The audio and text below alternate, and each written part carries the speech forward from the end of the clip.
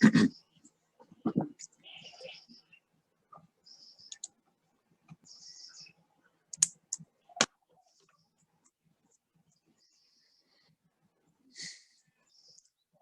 Om. Hari Om.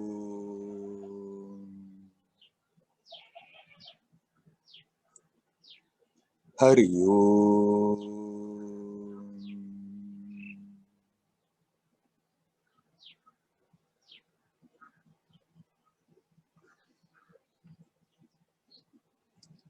Hello, my friends. Just got the message from Mark asking whether I have changed my ID, or the number, or anything. I have not changed. Sometimes it happens that people have difficulties entering. I think it's a hiccup of Zoom. It happens sometime. I hope there are not many people who try to come in and can't come in. It should be possible as usual with my ID and the code Arunachala. Well, obviously you all have come in, and the others can't hear me.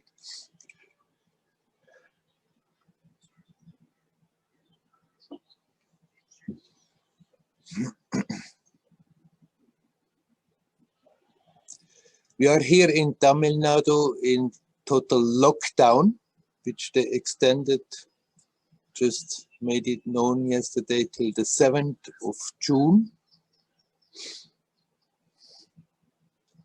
I think otherwise in India it's slowly easing up, but Tamil Nadu, they are still very strict, more than before. So no more going out shopping. If you are lucky, there comes a rickshaw or a little truck with vegetables or fruits in your place, near your place, but otherwise you are supposed to stay home. Luckily we can meet here.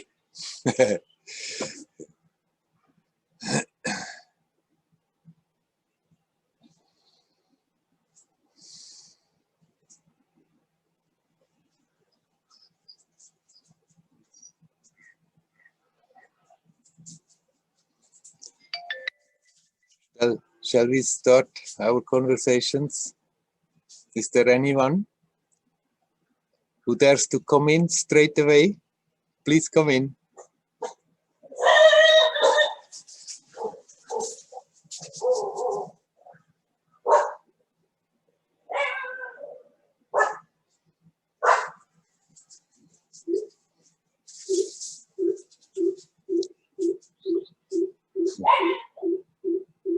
Seems the dog want to talk.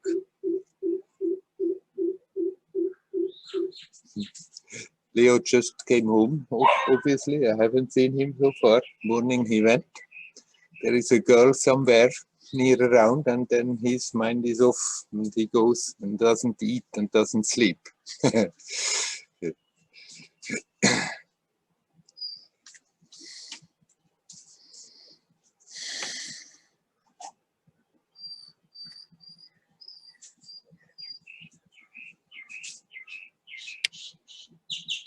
Many times I'm inspiring people. Don't take what's happening so serious. It is not as real as it appears. You are pure light. Bring the attention back to yourself, to your light, full nature.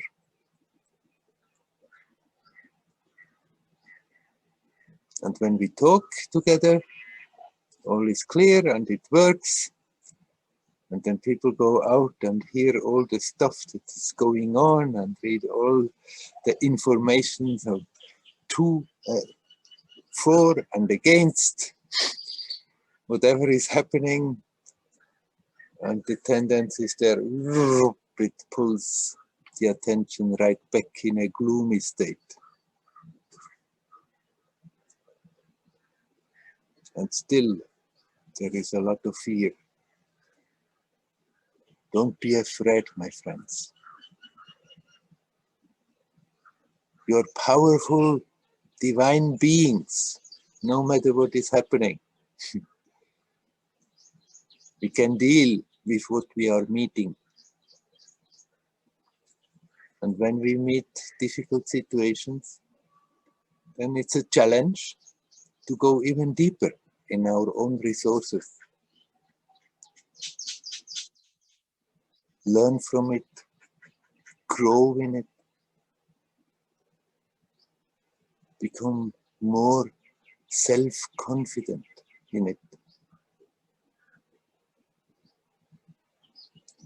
If we develop that self-confidence, we become aware that whatever happens in this world, it's getting easier and easier to deal with it.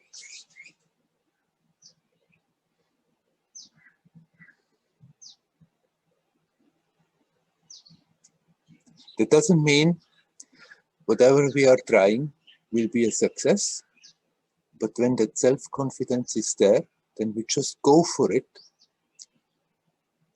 more or less successful. And even if it's not a super success what we're trying, what we are doing, it doesn't give us that depressed reaction.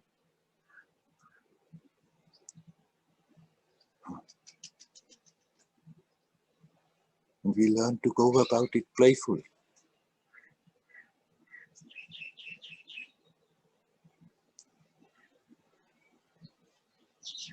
That confidence that we have to develop for ourselves can also be developed by just developing confidence in God, faith in God. That the divine guidance is there and somehow brings us what we need to learn to grow. At the same time, there is always that support and protection. We just have to learn to open up to that. And then it's the same like self-confidence. There is that sense of everything is okay.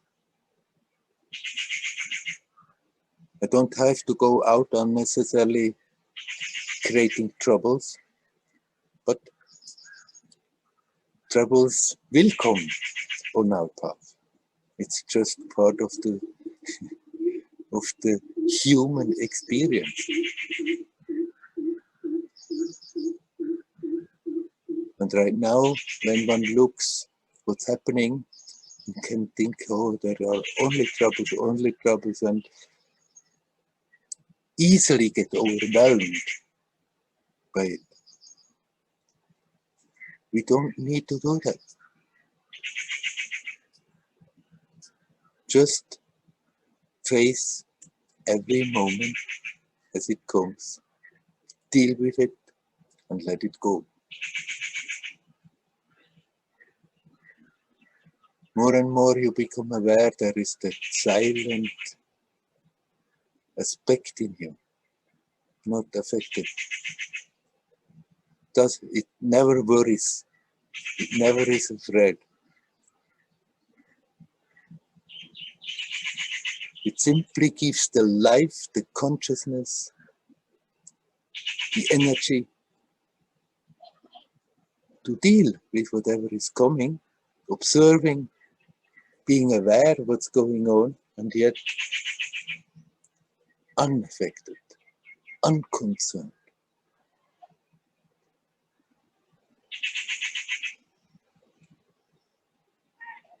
Just connect in your consciousness with that basic aspect in you. And then this whole human life story becomes a play. We go about it. Sometimes it's fun, sometimes it's not fun. Sometimes it's a beautiful story, sometimes it's not beautiful. But that beauty in yourself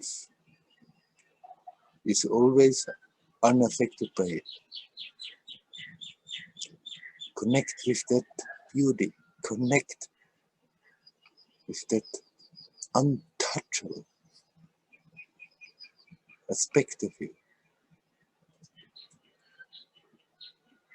that cannot be hurt, that cannot be wounded, that cannot be killed, cannot get sick. Just come back home to that. Whenever you remember, just connect here now, timeless, and relax. And then it will shine more and more out into this field and manifest in your actions, in your reactions, in the way you feel going about your daily life, going about playing out this human story.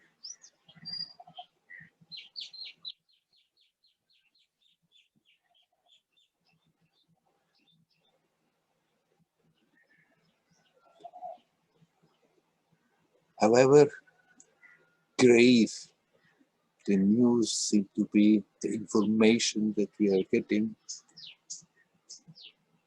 you can take it in if you want to. You can also avoid it, but you can also go after it if you feel like. But don't forget, because of that you, as what you are, cannot be affected by it. And then it loses its power to pull the people, the mind, the feelings into that dark space, into that depressed space, into that space full of fear and resistance.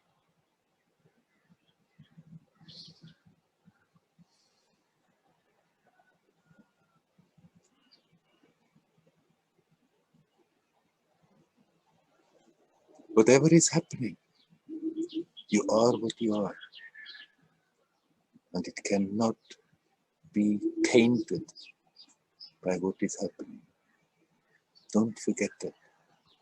Be with that. Connect with that. Dive into that. Live from that. Get rooted in that.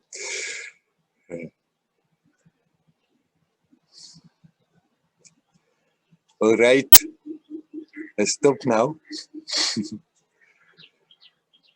Is by now anybody who would like to talk?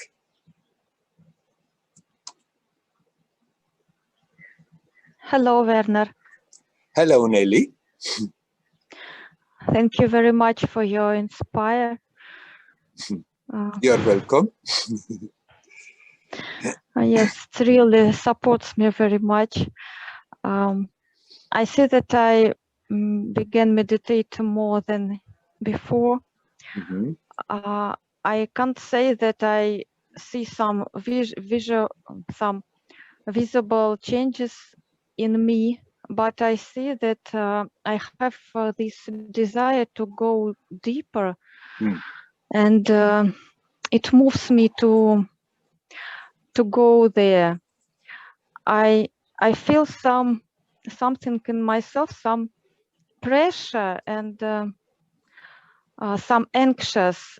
Yeah. Yes, that like some energy is closed and it seems to me that I should go on and go deeper in my meditation and meditate. It motivates me to meditate more, to clear these places in myself, to let this energy flow. At least I I hope that little by little it goes on. Right. Yes, and I see that my meditations are different. Sometimes I have something, I feel something beautiful. It's not very often, but maybe 2 weeks ago, I felt something very powerful. I felt this power in myself, and like this is my natural state, like for anyone else. So that this power, this strength and calmness inside, so very very comfortable state I felt. And Yeah. yes, and I felt that this is so natural and for everyone. Yes, this is the real state which we all have inside. But yeah, but after some days I felt otherwise experience. I felt a lot of anxious, a lot of fear and worries and so on. So I felt myself very, very unstable. Yeah. And yes, it was for some days too.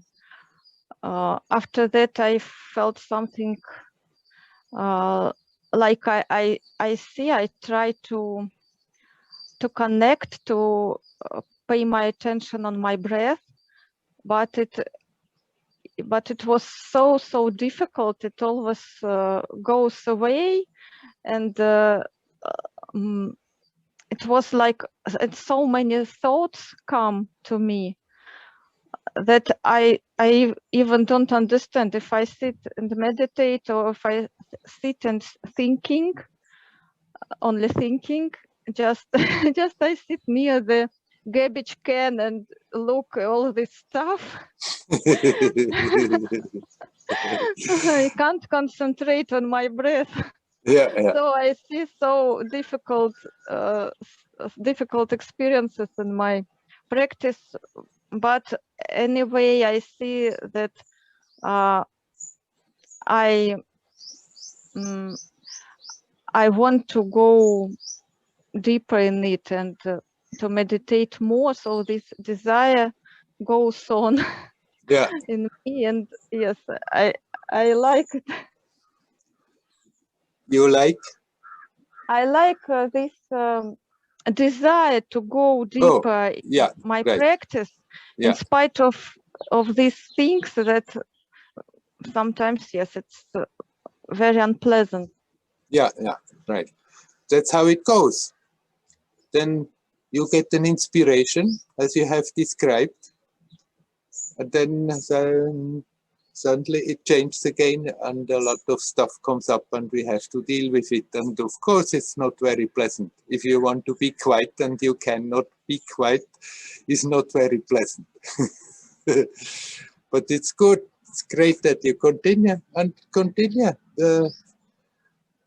You can increase, but don't torture yourself. If it comes naturally, spontaneously, great, wonderful. But it's not that you have to think now, the more you sit, the more you force yourself to sit, the quicker this is gone. Just keep steadily on it. It helps to give insight.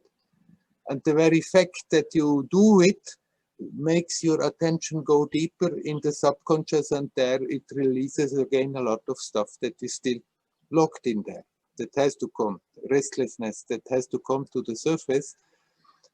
Somehow we just have to get through it and not give up. That's the thing. Yes, I see. I don't force myself. It comes natural to sit more. That's and good. I just keep it. And you said you don't see any changes happening, but when we are in the midst of it, these changes, they are happening all the time, gently, subtly, and it doesn't look like anything is changing, and yet it's changing in spite of that. Of course, what needs to be changed keeps on changing. I can see that very clearly. Just continue. Yes, thank you, Werner. I understand that it's very gentle. I mean that some people feel very, like you say, for example, that you may feel very fresh and after meditation, something new and fresh and after that. But sometimes I feel myself worse than I begin my meditation because so many thoughts come to me, and it sometimes become very difficult, and I feel heaviness. But but last month I felt it more heavy than this time. So I remember that last month I really felt a lot of like overwhelmed after meditation, and I thought maybe I do something wrong because I should be feel easier myself after this and Yeah, more fresh, like you say. But I felt myself, oh my God, you I felt should go exhausted. You felt exhausted. exhausted. Yes, Yeah, yeah. and I felt that I should go to the nature to feel to feel something some easiness, and to help myself to feel myself better. Uh-huh. Yes, Okay, and then you are doing it. You go into nature, huh? yes, I go, but now I see that even if I don't have so successful meditations and I have a lot of thoughts, but I don't feel so overwhelmed by it. So yes, I understand that I had a lot of thoughts, but that is like this is like it is like this. So just accept it. Maybe it's easier now. It is easier to accept that meditation like it was. Yes, I don't upset so much Yeah, like good. That's before. already Yes. good. Yeah, yeah. Don't worry, it will pass. It will get easier again. Okay. Yeah, Thank yeah. you very much. And continue gently, steadily, sincerely. Okay. Thank you very much. Well, I wish you well. You're doing fine. Just to continue on the same way. Everything will turn out great. Okay. Thank you very much, Werner. Hari Om. Hari Om. Hari Om.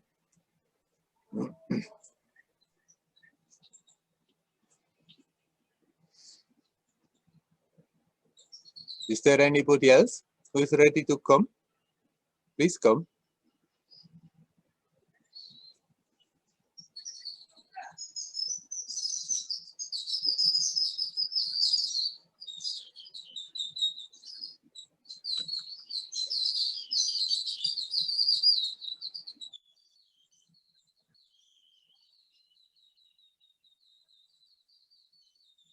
What Nelly just now described is normal on our spiritual developing path.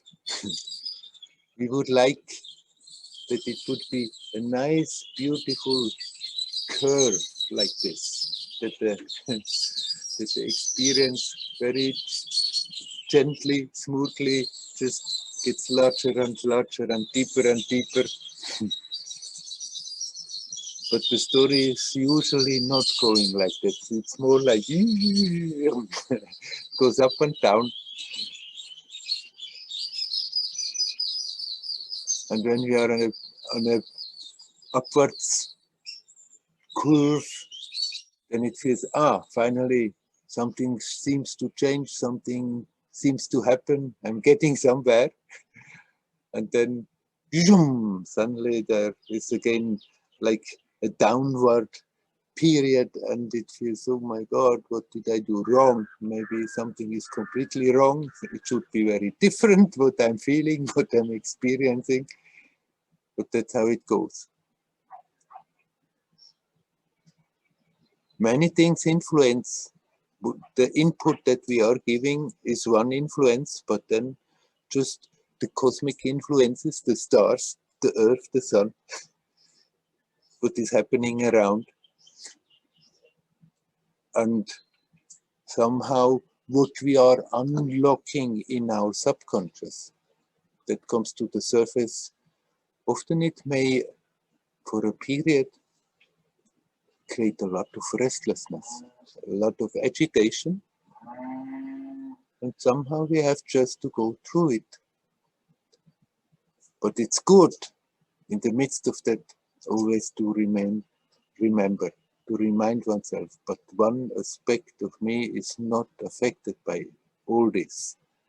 And especially if there have been experiences like this, like Nelly described, it's good to remember, not remember like trying to disappear in the past, but remember, after all, it's not simply something that I only heard, but I got a taste of it.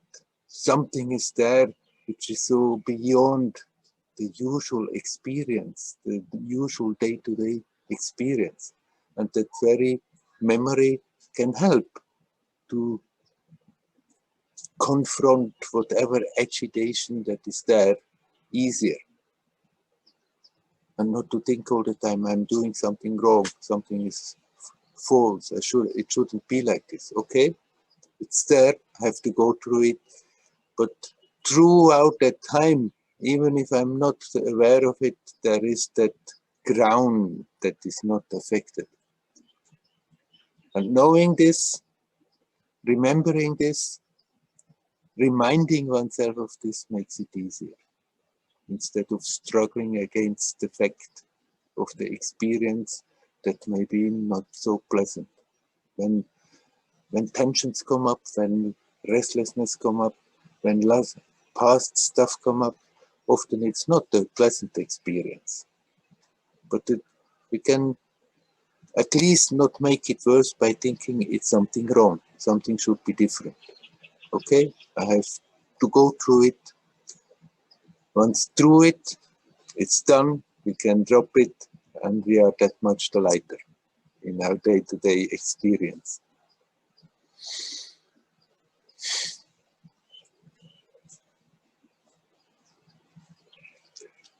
Is there anybody who would like to come? Please come.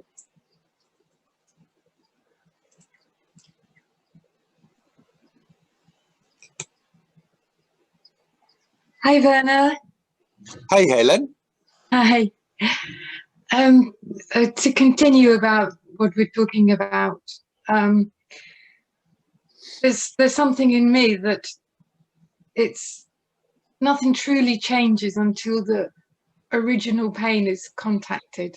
Mm-hmm. Like the original pain as a child when separation happens, Mm-hmm. and then suddenly nothing is inward anymore, everything is outward, and then the ego creates itself to try and find an answer or live.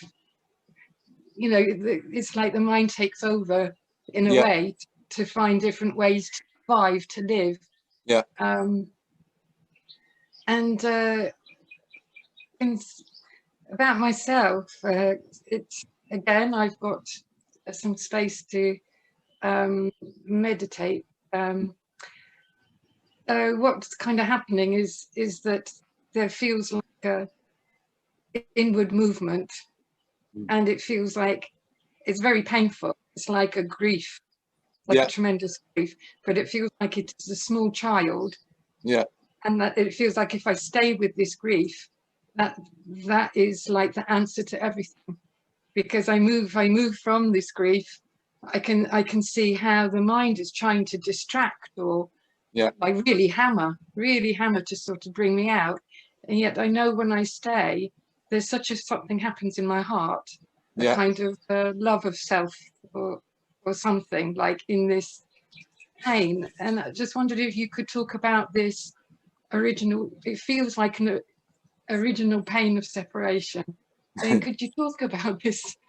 It's, and it's just, it's really simple. There's no spiritual high in it, except there is like a dignity and a self-respect in the kind of transformation happening. Yeah. I mean, there is not really one moment, one mystical moment where that separation happened and that pain comes from there for everybody. It can happen, can have happened for you very much like you described, but that separation never really is there. And the conviction of separation for most of us keeps on hardening while growing up. But it still may feel like from that point of separation, all that pain comes, but actually we may have accumulated that over a certain period, over a time, that a child is in the beginning still very aware of being connected. Not because it chooses to do so, simply it can't help it. It's just like that. And then the more that identification comes with a separate being, with a body that creates the idea of a separate being, then the more it is painful compared to feeling connected to everything. So it's great that if you can stay with that pain like this, but it doesn't pull you into something depressive or negative, then it's great. Stay with that grief, but don't hold on to it, that you should never let it go, because it just brings you back to yourself, and in yourself there is no grief, there is only joyousness. But the pain, the unpleasant feeling of pain, if we are not resisting to it, then the very pain, that very mental pain, can bring you very deep. Because the usual reaction of the mind, of the personality, of the me, is no, I don't want it, I don't want it, I don't want it. But the very fact that you accept, okay, it's there and I stay with it, that is not the usual functioning of the me personality, of the ego. It's the opposite direction. So by all means, if that works for you, to stay with that pain, with that grief, then dive in it and let it bring you back. And somehow at a certain point, you may not more be quite sure, is it now pain or is it now bliss? Yes. Yes, because there is that sense that there's a joy. Yes. It's very strange, because it's like, yes, it's painful, and there's one, but there's a joy of, yes. It's not it doesn't bring, it doesn't put me further in the rubbish. Yeah. Good. Yeah. Fine. Great. Yeah. It's all good. Good. All good. Shall we leave it at that? Yes. Thank you. Thank you, Werner. Hariom.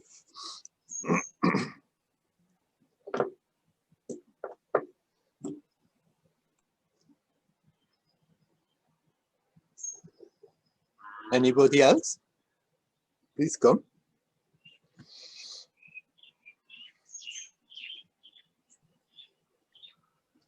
Hi, Werner. Hey, Rolly. Hey, Rolly here. Yeah. I have two questions. Yes. One is about the evil or the dark forces. Yeah. You mentioned in previous satsangs that there are dark forces. Yes. And obviously, we can see it every day out in daily life. And my question is, there's also on the other hand the divine being, Yes. which is the source from everything.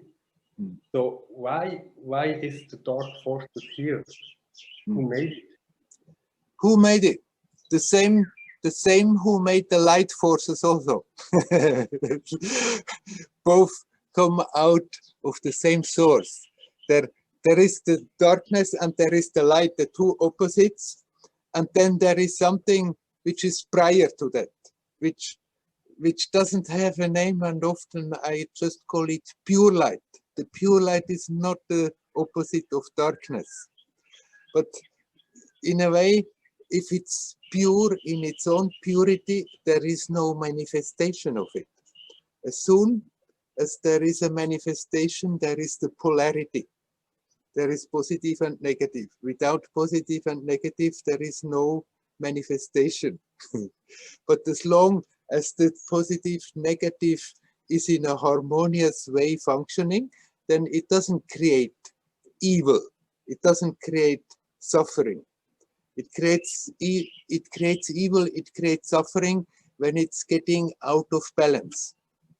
But in order to manifest subtle or gross, polarity is necessary. I mean, science knows very well an atom can only exist because of the positive and negative magnetic forces, electromagnetic forces that are there. Without that, there is no atom.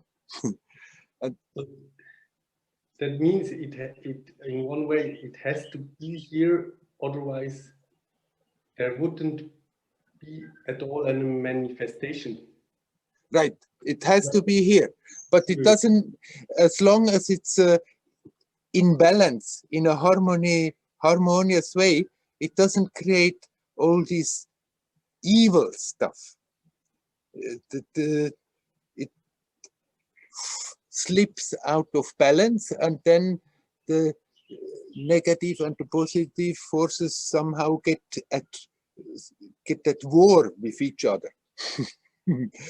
But somehow it's also okay that it is happening. From the divine, it's being left to do so, so it has its purpose. It gives us, all the humans that are in this world and at this time incarnated, and there is that tremendous struggle going on right now between positive and negative. It gives each one the possibility much more intensely than in a harmonious period to really go deeper, because we are confronted very strongly. And there's from moment to moment a bit, one has to choose, am I going to be pulled down the hill, fall into negativity, fall into gloomy stuff, or am I just holding on and connect with that which is not affected? So in other words, if there would be just harmonious, a harmony world, it would be boring.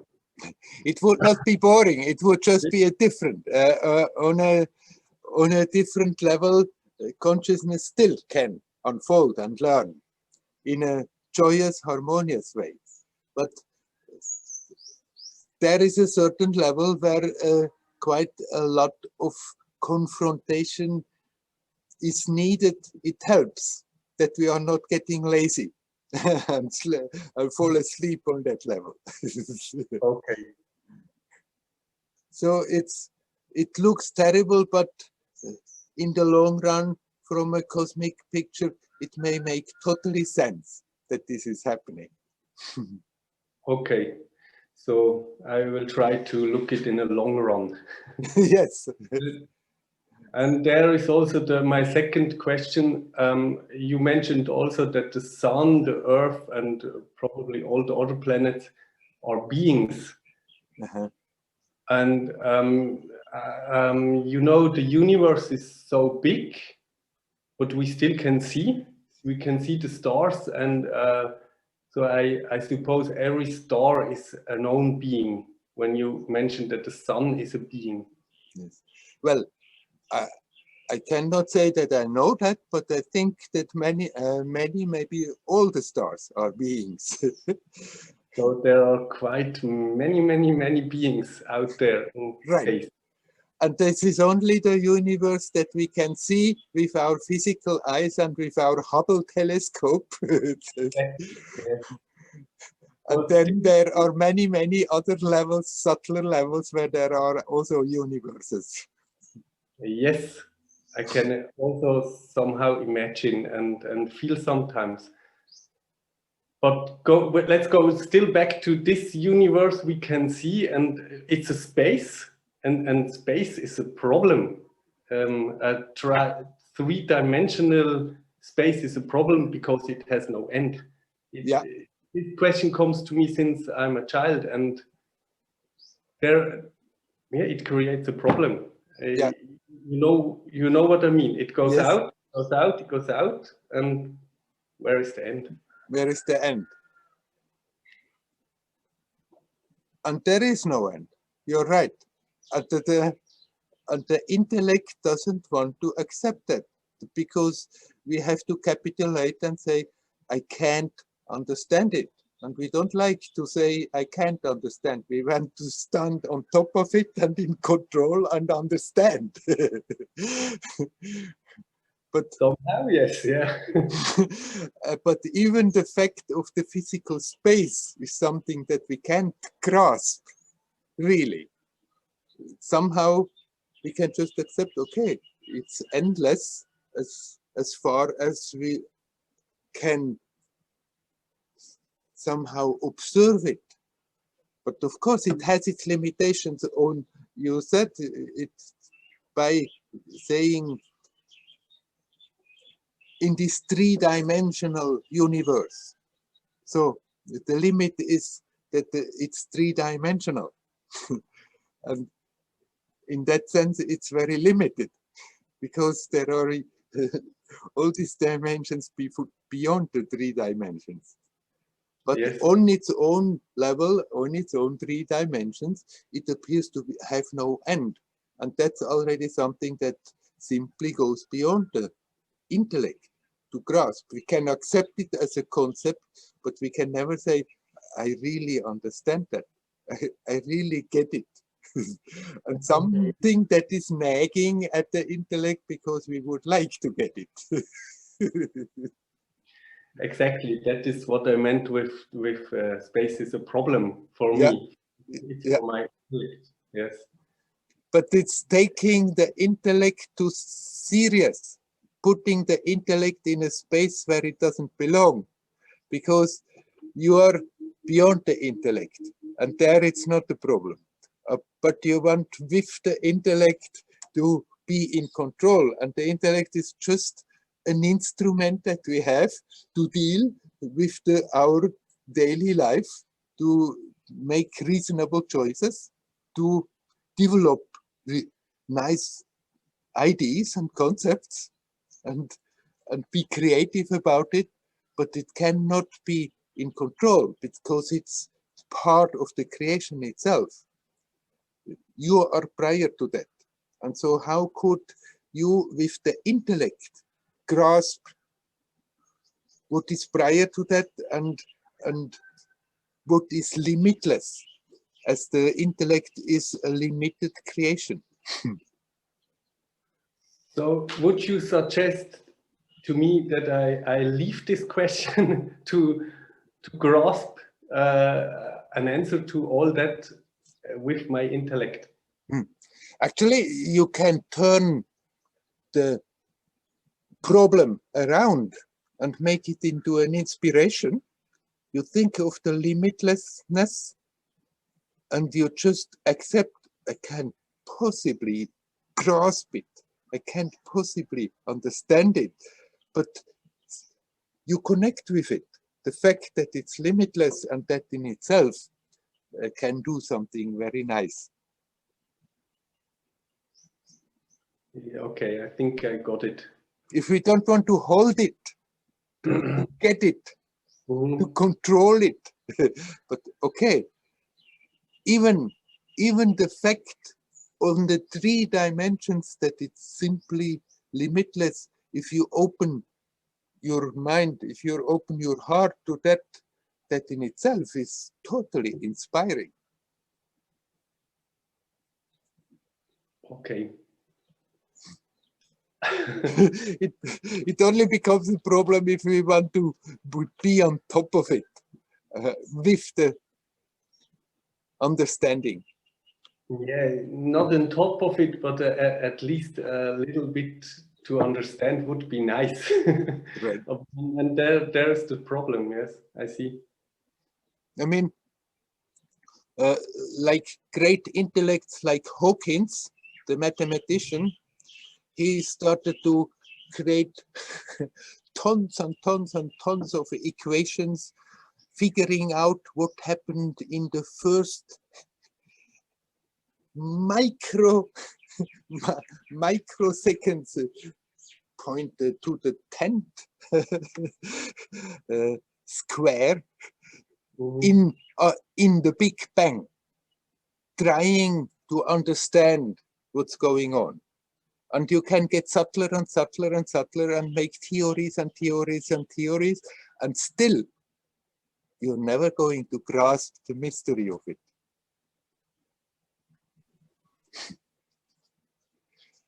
I don't know whether you can still hear me because the connection is a bit difficult. There was a short break, yes, Yeah. but I got what you said about Hawking's, Yeah. and about the Big Bang, and yes, Nothing wrong with scientifically developing and learning more and more and more, and learning more and more about the universe, and learning more and more about the micro universe, the little particles and everything. Nothing wrong. Developing that knowledge is great. Still, it's never going to give a total explanation what really is going on here. okay. and still probably we can also influence through observing, like we discussed half year ago, materia or matters, and so I suppose also everything in this space, in this dimension, influences each other, like also stars to stars, etc. Yes, sure, definitely. It's all connected. Okay. So I think we leave it. We leave it at that. Okay. Thanks for these two answers. You're most welcome. Hari Om, Hari Om. Very on.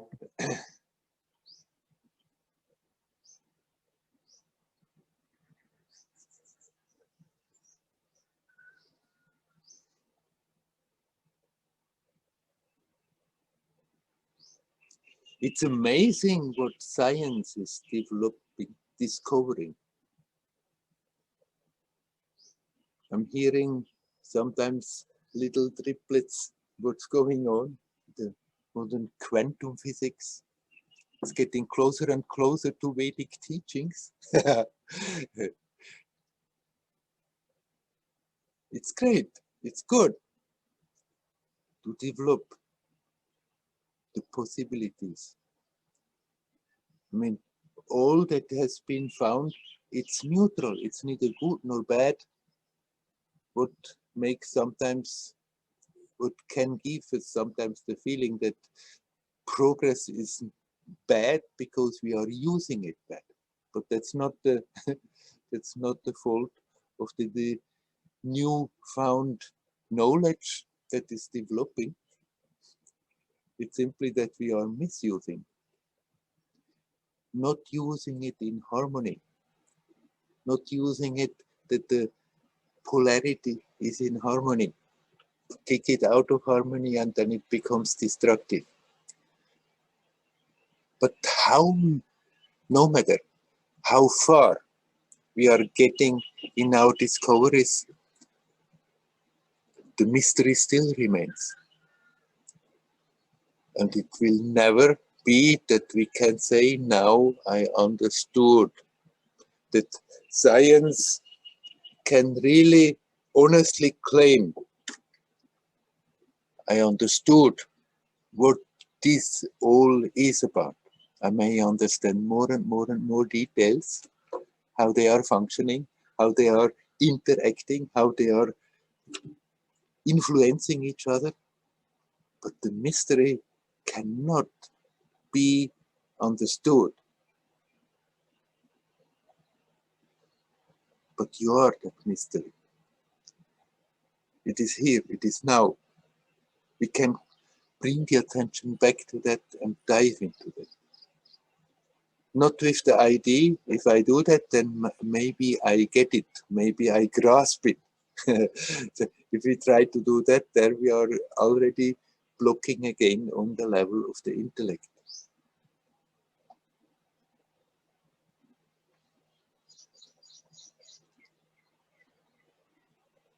In a way, it's extremely simple, much too simple for the intellect.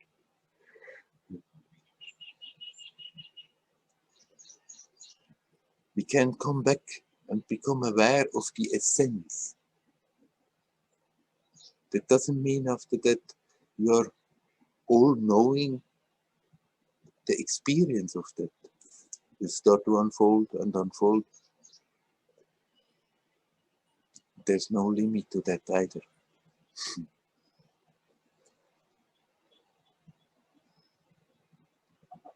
There is that sense of presence that we are touching when we are just saying, I am, I. Immediately, the attention touches something so totally familiar. Or when you ask the question, who am I? Not as an intellectual question trying to get an answer, just to turn the attention back to that base that makes the experience possible. It's the first, it's the most intimate, it's the most familiar. And yet our attention is usually so way out of it that we are not aware that it's there all the time, whether we recognize that or not. And this cannot be understood. As long as we are understanding, we are standing under. And we have to come right to the center of it, to stand in it, not under it. Which is actually a fact that is always there, but we can become aware of that fact.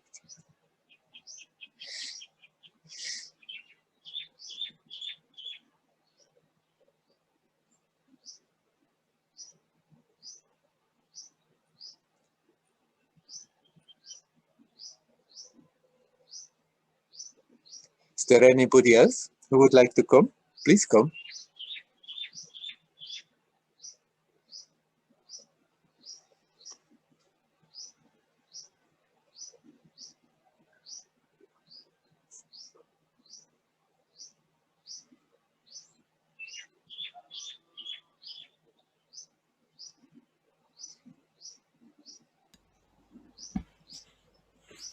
Hello, Werner.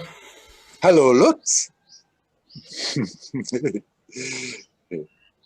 Yeah, I want to kind of follow the subject of the sun and the stars and these things. You always mentioned that the sun has a being aspect. Yes. And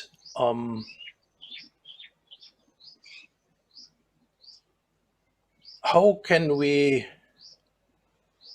interact or feel that being aspect?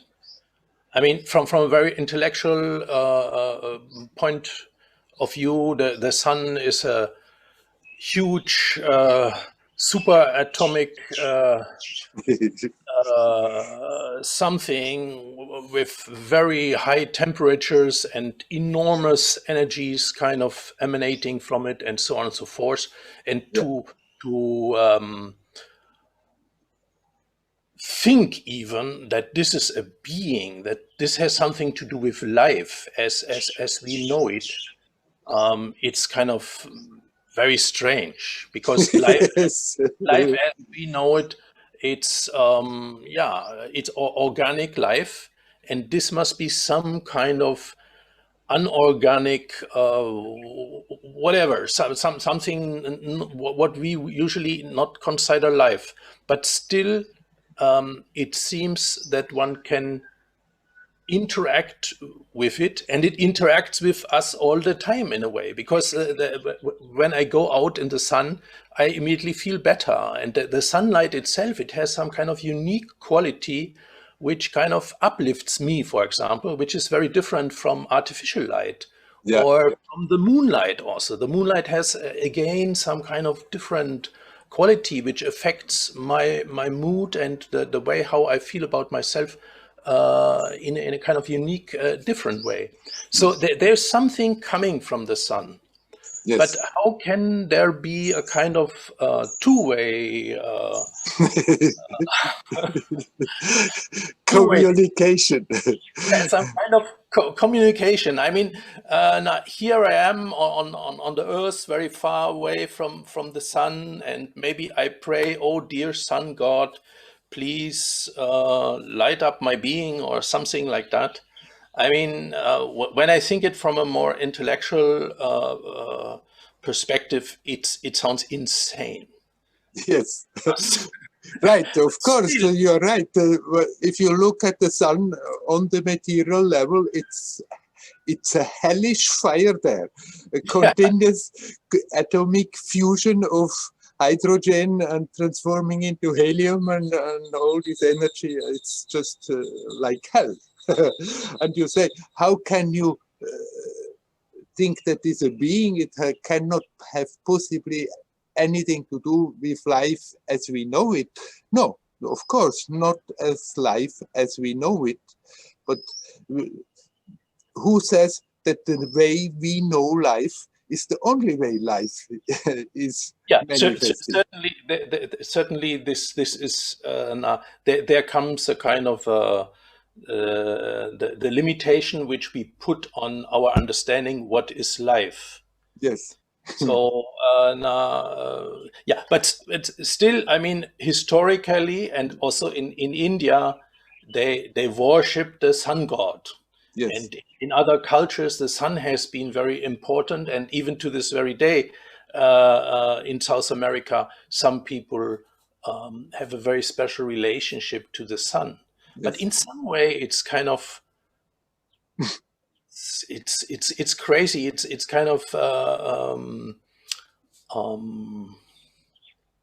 sounds childish or something like this. But I mean, I'm saying this as a German, kind of coming from a scientific perspective. But at the same time, I know that in the Stone Age already, they built caves which opened up to the sunrise at a certain time. So somehow the sun was very important. And Stonehenge, kind of 5,000 years ago or something like that, they also set the stones in such a way that the spring equinox and all certain things, it was related to the sun. And in Germany, there's a holy place called Externsteine. There they have also made some kind of circular opening in one stone, which also points to the sun in one certain way. So there's a very old, deep relationship with the sun. Yes. But all how can this come together? I mean, now we are living in the 21st century, and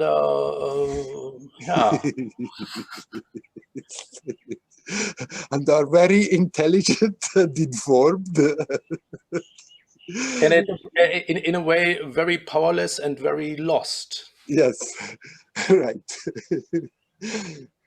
But all the things that you are describing, obviously people always have felt they are being nourished by the sun.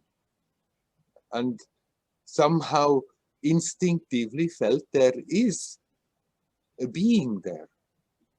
It's not a being like the neighbor over there that you can call over and have a chat with, but you can feel more than simply think it's energy and light, and so comes. If you open the heart, then you can develop that sense that there is a being that is aware that you are opening your heart, and there feels that there is a communion without having a chat with each other. And it feels great that the feeling something so beautiful and benevolent comes out of that hellish fire that the sun really is on this level. That in this body that we see on this physical level is just a complete explosion of fire all the time, that there can live in that this is the body of an extremely benevolent, beautiful being.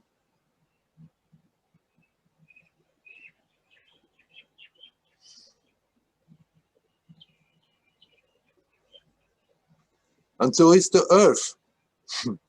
It's also a beautiful being, and still supports us in spite of all our mischiefs that we are doing.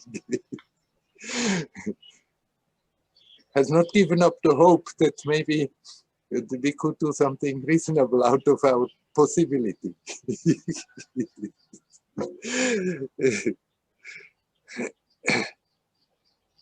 But are you not kind of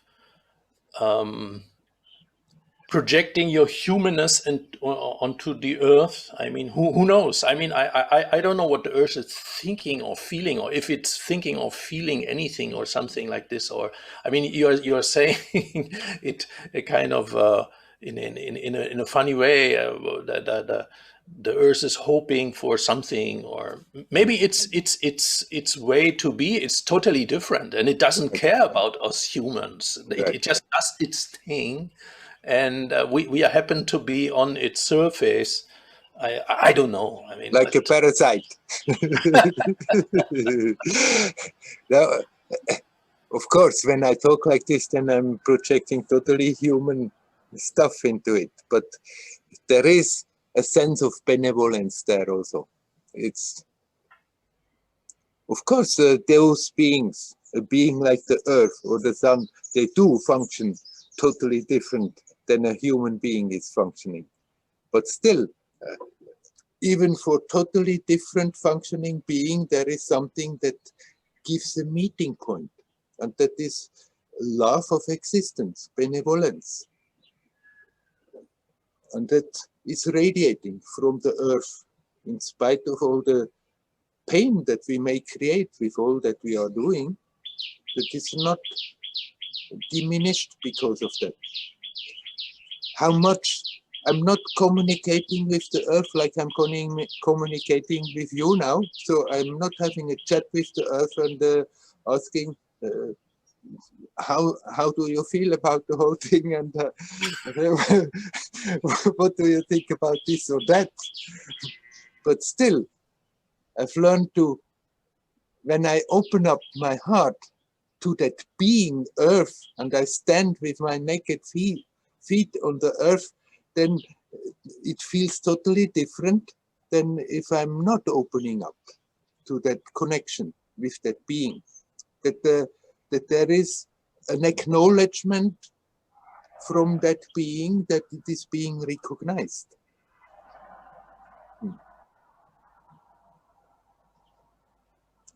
I mean, I said now with the naked feet standing on the earth, it helps, but we can also sit in a concrete bunker and still open up the heart to the being earth and connect. It somehow just helps if you are rather in nature and touch the ground. And so you can open up to the sun. And I'm doing that. I'm sure you can open up to all the stars and galaxies and the whole universe. It's not something that I can say that I'm doing, and so I have not the right to say it out like this.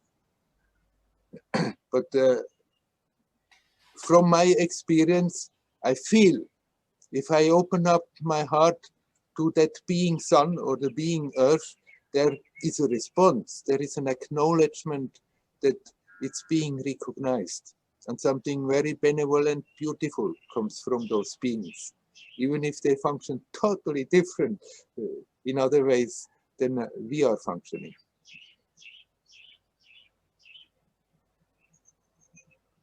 So the key is having an open heart and daring to kind of open it and addressing the earth or the sun or something like this. I mean, in a modern way, this is crazy. This is crazy. This is total nonsense. Yeah. But if one dares to do it, one can feel something and eventually become very humble, because one also feels maybe one is part of something bigger, and Yes. and this huge thing like the sun, for example, or the earth, they somehow they interact in some way. Yes, sure they do.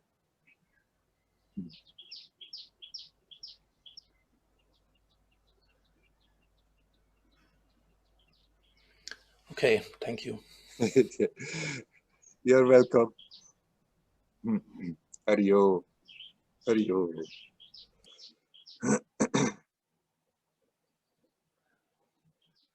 What Lutz said just now at the end, actually, this is quite important. We have had the tendency from our bringing up in our, especially in the Western society, in the enlightened age, which is not very enlightened, in the intellectual age, where science made a lot of progress and became very important, that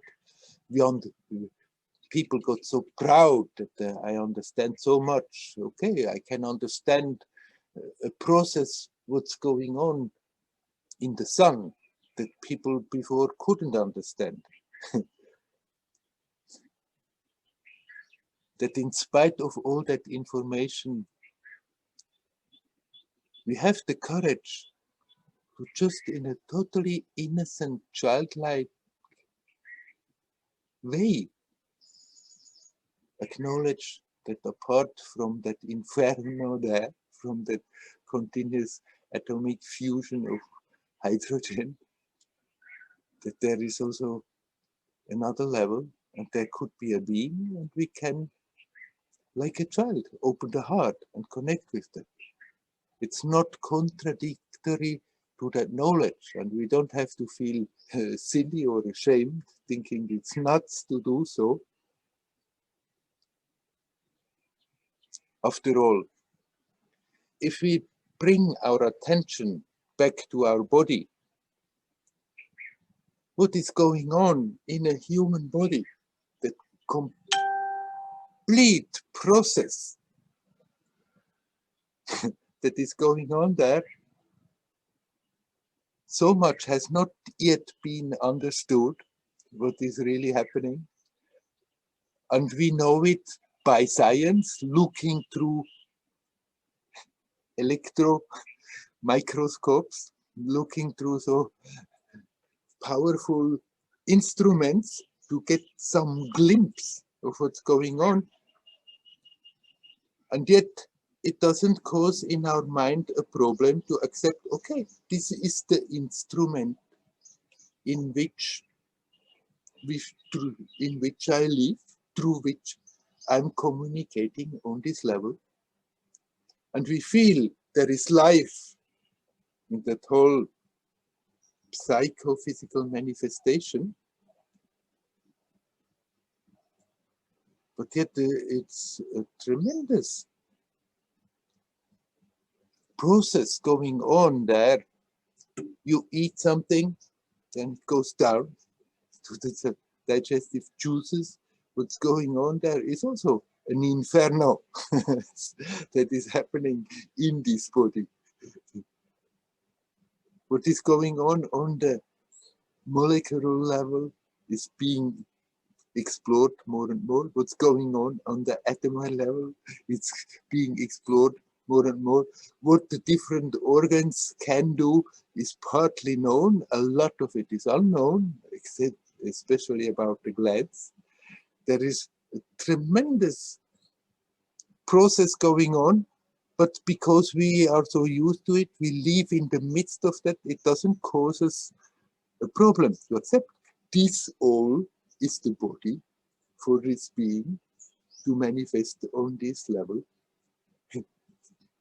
In spite of all these chemical processes that are going on, just that the metabolism can function. It's a miracle what's going on there all the time. In spite of all that, we don't have a problem that this is at the same time the body, the manifestation for a being to express itself on this level. So then we don't have to have that hesitation to accept in a very different form. Even if we understand some of the mechanisms that are going on in the sun,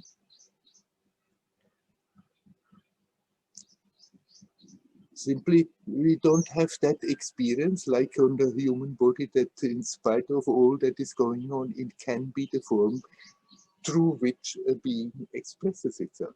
So why should we have hesitation? And it makes sense, it helps a lot, especially in this time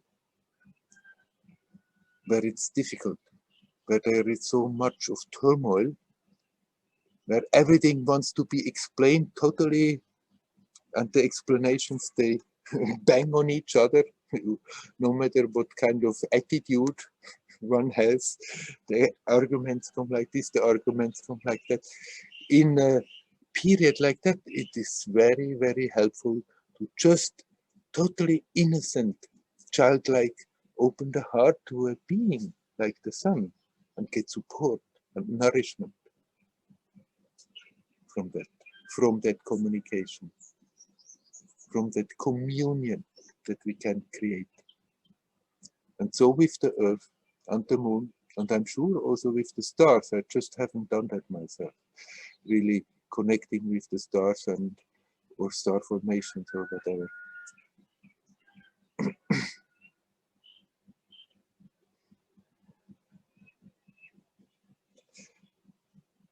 In spite of our scientific knowledge,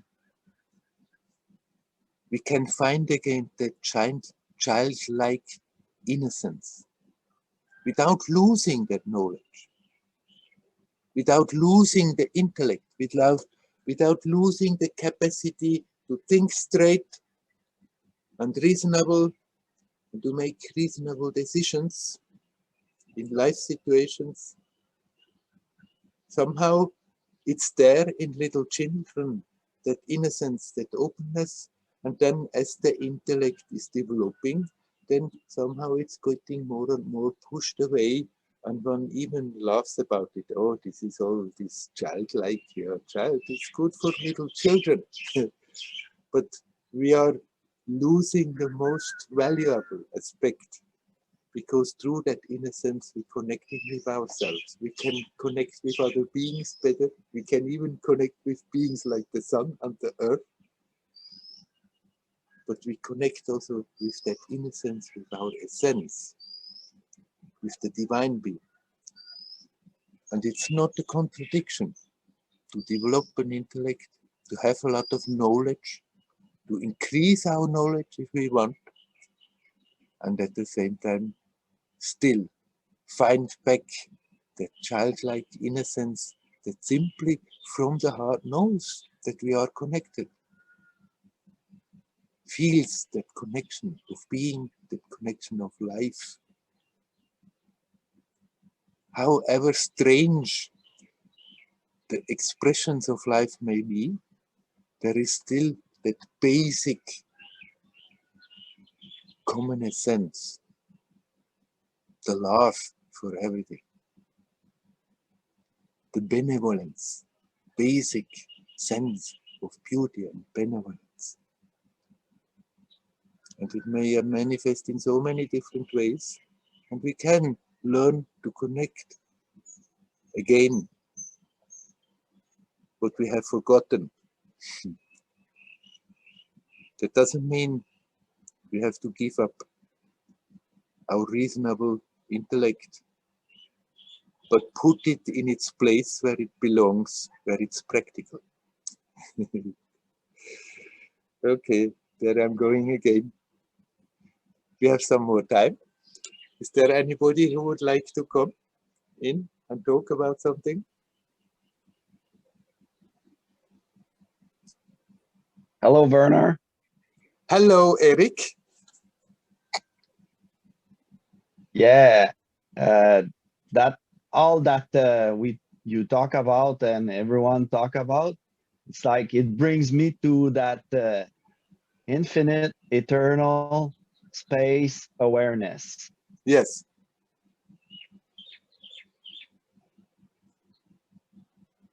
Like you said, it's the intellect is a tool. Like Yes. you use a knife, you can cook with a knife and you can cut yourself if you don't use it wisely. Yes. So the same thing as the intellect, we need to sharpen so it gets subtle. Yes. So if we still inquiring into the nature, it's not easy because sometimes we get pulled back in these vasanas. But Yes. this is really subtle, on a subtle level.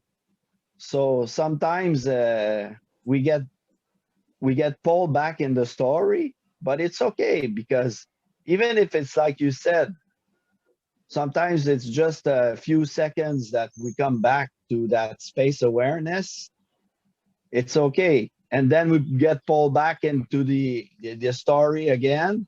But at the end, this is where grace come when I get, oh, I'm back into to the story again. And we are lucky that we can come together, like you said, and these hard time. But the hard times also brings us the possibility to see all the show going on. Mm. This is really nice. I think if we take it on a level that we get trapped into the game, then we don't see and we're just it's like a magnet, you know, we're pulling back to the story where duality is. But when we sit and we get that experience like Nelly was describing, like the peaceful awareness, we taste a glimpse of it, then we know that it's worth striving for it. Right. That this is where efforts come, and we still have to make effort. But like you said, it goes like, so when we go up like this, there's no effort. We taste it a bit, and then whoop, we go back, and we still. Nisargata was really saying that when we need effort is there, and when we don't need effort is not there. So this is the state we are all looking for and striving for. It doesn't mean like when we drop it, because it's another mind trick to try to grasp it. Yeah. When it's and when it gets sticky and glue, we're trying to push it. Yes. Right. So it's best like trying, like you said, relax, remembering, remembering what we truly are, and let the game unfold by itself. Right. Otherwise, struggling is very hard. Yeah. We can give little impulses every now and then let it go again. But Yeah. give the attention to that which makes the experience possible, then instead of getting lost in the details of the experience. Then you are well oriented. Yeah, the seer. It's the seer that is important. Yeah. The one that sees. Yes.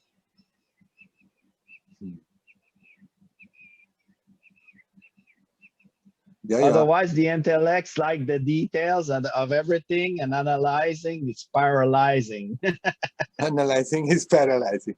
Yes. Analyzing is good where it belongs in order to get more knowledge about a certain subject. But then the tendency is that we are turning that also to our self-inquiry and try to grasp, and try to get it. And imagine that one day I just get it, and then somehow the imagination usually plays rather games that I'm just still a human being, but more informed, more powerful than everybody else. It has nothing to do with that. We don't get it. We are that. There is no getting it. And so it's good to have the sharpness of the intellect to be aware that the intellect in itself becomes an obstacle, while in the beginning we need it to give the direction. Otherwise, the becoming gets a fraud. Yes. But in the beginning, it's good because you strive for it, you make effort, but when you realize that, like in my case, in my experience, sometimes I push, I want to get somewhere, you know, like you said, like when you were in the cave and you were like, you wanted to get enlightened. I want to get to enlightened. I want to, like, everything would disappear. This is funny because we all get to these ideas that we're gonna go somewhere else, and it's gonna be all beautiful and joyful and blissful. But this is like where it's get exhausting, and then after that, when that drops, you get like, oh, now just like relax. Oh, you get a little deeper, but these tendencies are always trying to come back again sometimes, you know. Sure. But it's good to be aware of that the tendencies are there, and they will try to sneak in again and again, because as long as we are not aware, we cannot do something about it. Once you are aware, you can be alert, and then, there I'm going again, I see you. And there you can shut it off at that moment.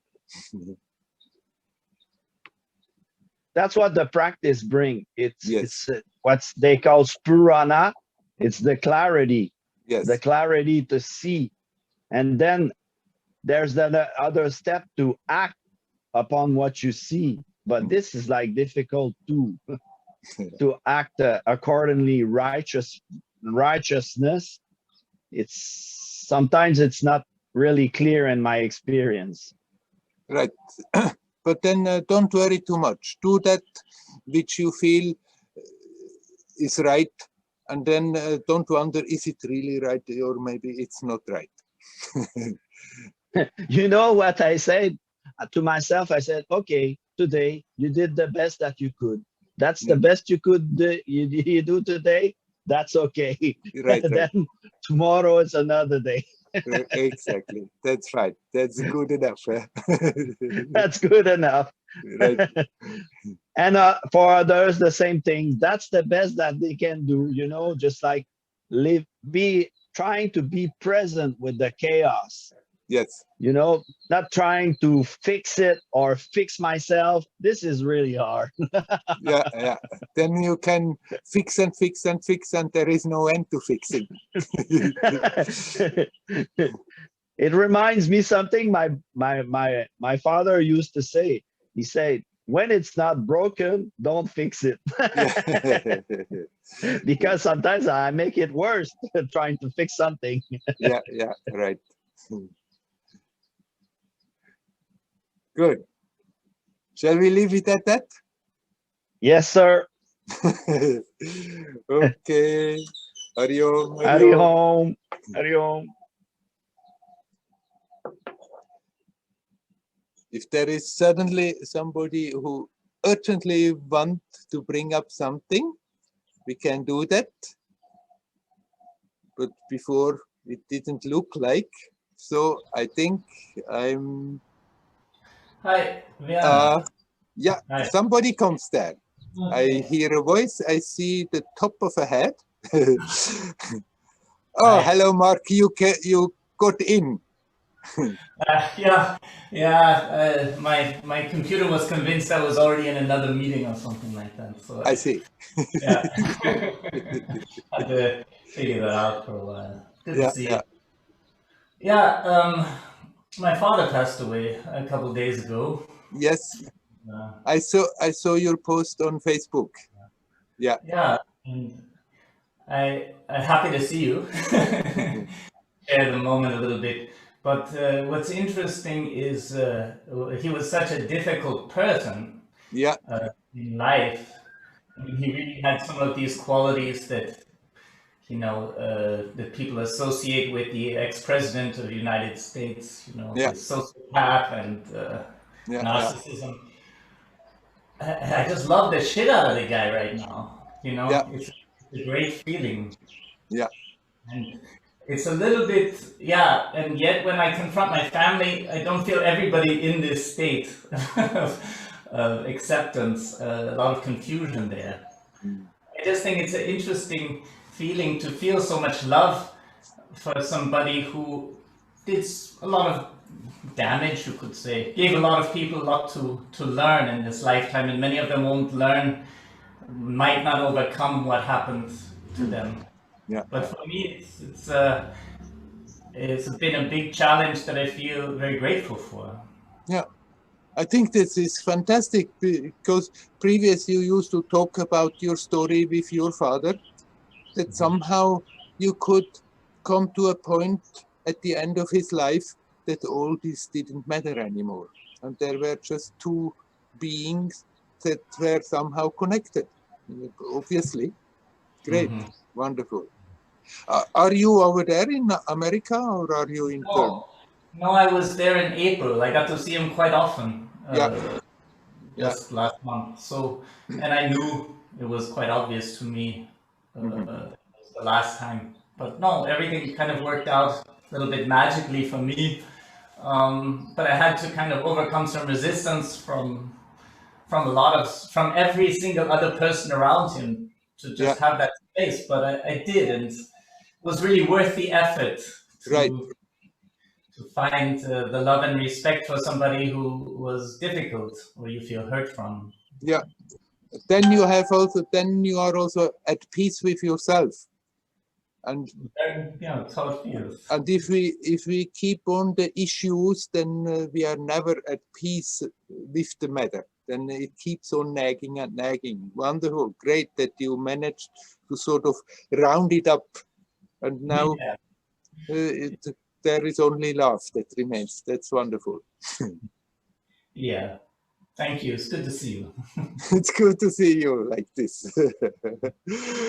Okay, let's close the official part of the satsang for today. Hari Om, Hari Om, Hari Om.